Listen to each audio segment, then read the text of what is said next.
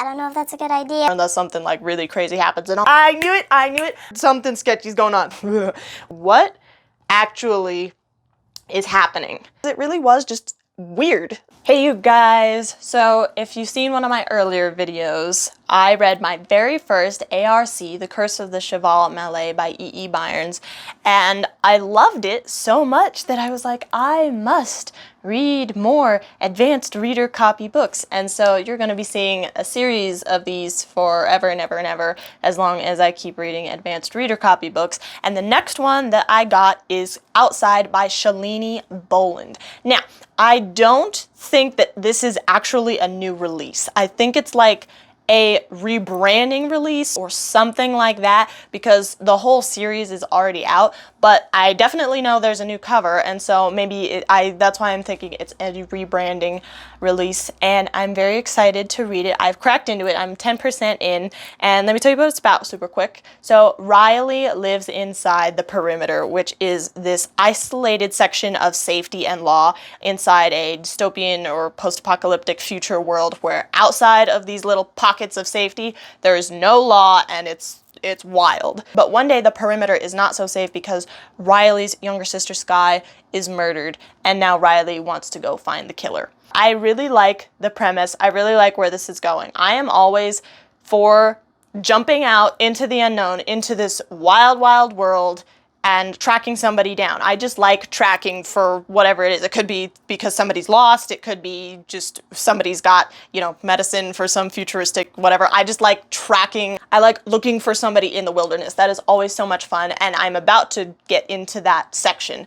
Right now, I've just gotten past the murder. A few initial thoughts that I have so far. One is that the writing style, it definitely has that explanatory feel to it that I've talked about before. It's a little bit more like recounting, which can have a distancing effect. Another thing that I'd like to say is that there have been a few scenes so far where I'm like, man, I would have loved to see that drawn out in more depth. Like, we get the news of the murder, and then we get her decision to go and find the person, and then she enlists Luke, her friend, to go help her, and at first he's like, I don't know if that's a good idea, but she's insistent, and then he agrees, and they kind of happen very quickly. Like, you find out that she wants to find the killer, and it just happens in one sentence. But if I could have seen that like stew, like her sister is killed, and first she's like horrified, but then slowly she's like, no, this guy can't get away with it, versus just that one sentence, I thought that would have been so cool.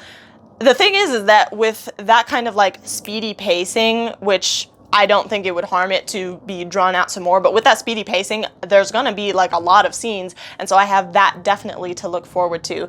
I love the world, and I love the vibes. I think it would be really cool to like delve into that world and what has happened and what it looks like a little bit more, but maybe that'll come later in the book, and so that's all I have for you for now. I'm going to meet you when I'm halfway through, or unless something like really crazy happens and I'm like, you guys, ABC happened.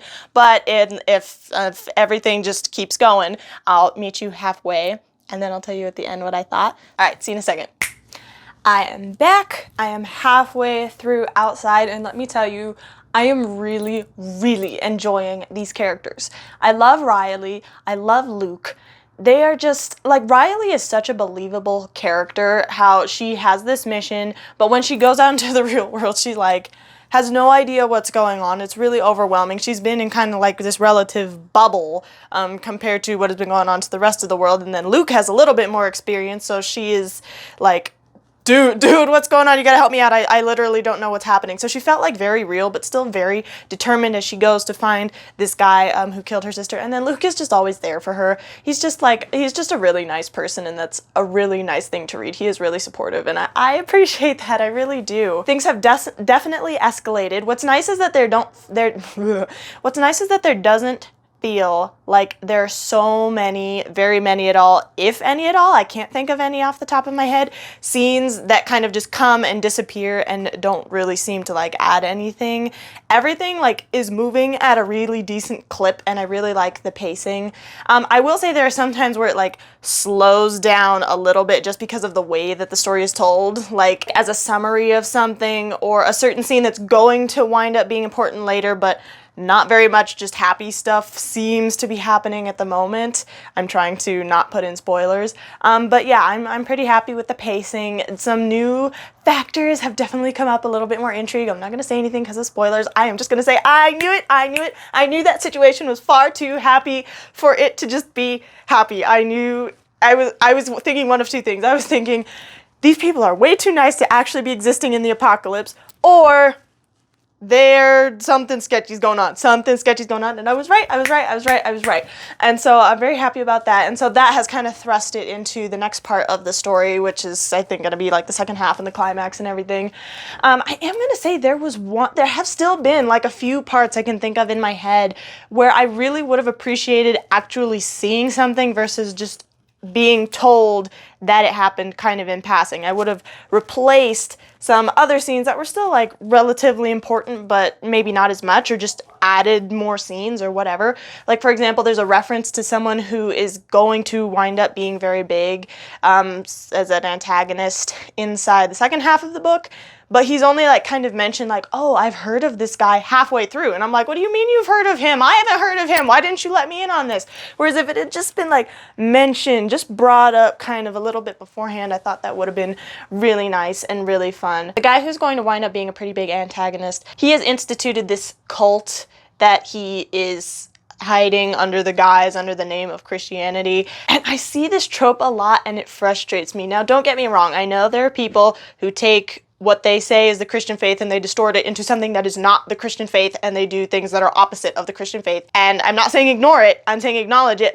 It's also like the only thing that's ever out there, and it's like, can we show what the actual Christian faith, I need people to see who we really are, not just that trope. And so that's the one part that's kind of like, it's not throwing me off because, again, I get it, and I'm recognizing that this is not the Christian faith and not the way it's meant to be. But still, it would be so nice if just like one character every once in a while actually was like an expression of what we're actually meant to be like, what we're called to be like, which is just doing what is best for the other people.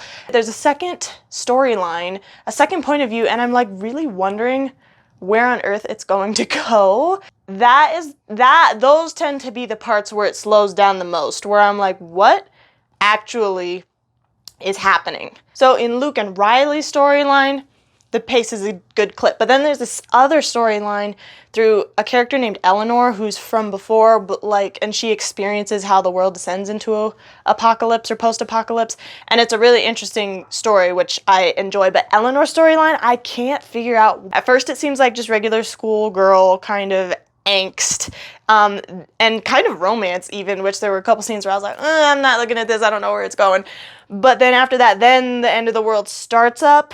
But even then, it's slow and slightly romantic and more like about relationship-ish between her and this guy and versus another guy kind of a thing.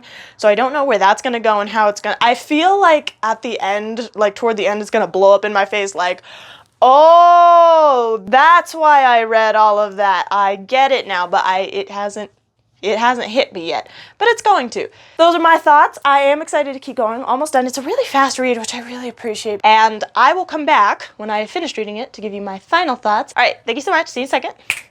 I finished it, and as I was thinking about it, I thought, this is so reminiscent of something I have read or watched before. What is it? And I remembered, have you guys ever seen Over the Garden Wall by Cartoon Network with Elijah Wood?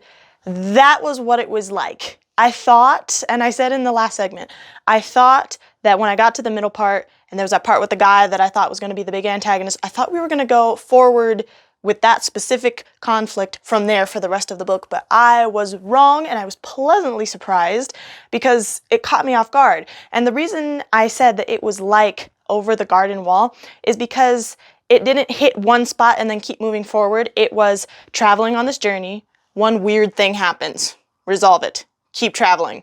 Another weird thing happens. Resolve it. Keep traveling. And that was how the rest of the book went, and it was pretty fun because it really was just weird, and weird in a good way, like just strange communities, strange interactions. It was everything that I want out of a book, out of a dystopian, out of a world that I've never been to before. It really was just intriguing. Also, you guys, real quick, please don't forget to like this video and to subscribe because it helps me so much. It helps me bring you more stories, more videos, more all kind of good stuff. So if you could do that super quick, I'd appreciate it. Thank you. I also want to mention that characters kind of just came and went again, like over the garden wall. You just came, interacted with the person, resolved that mess, and then moved right along. None of these characters really stuck around with a firm alliance or firm antagonism. It was just they were there for the moment, and Riley and Luke did what they needed to do, either fought the person or helped the person or whatever, and then moving right along. Except Riley and Luke, who they were just beautiful the whole time, and a little bit of the romance that started, that was very sweet. I really did. I liked that a lot. And then the ending, I'm not going to say too much because I don't want to spoil anything.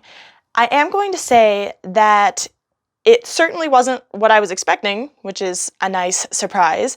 But the protagonist, Riley, she actually didn't have the acting hand in it. It was almost, I don't want to say accidental, but environmental. So stuff happened around them that led to a conclusion, that led to an explanation, and that was how the ending was. Almost Deus Ex Machina, then you'll love that.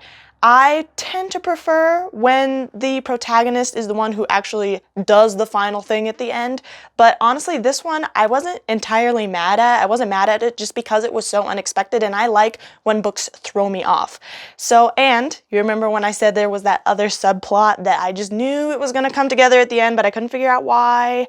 It did, and it made sense. There was, I want to say more, but I'm going to wind up spoiling stuff if I say more. So, characters were absolutely great. Writing style, little bit different than what I'm used to and what I prefer, but it might be exactly your cup of tea. Plot, totally wonky. Loved the fact that it kept me guessing and kept throwing me off guard. Did everything go in the exact direction that I tend to prefer? Not always, but again, just so appreciative that it wasn't what I expected. Was it stuff that I expected in the exact direction that I wanted it to? Sometimes, but the fact that I was constantly being like, oh, I didn't see that coming. Oh, I didn't see that coming either.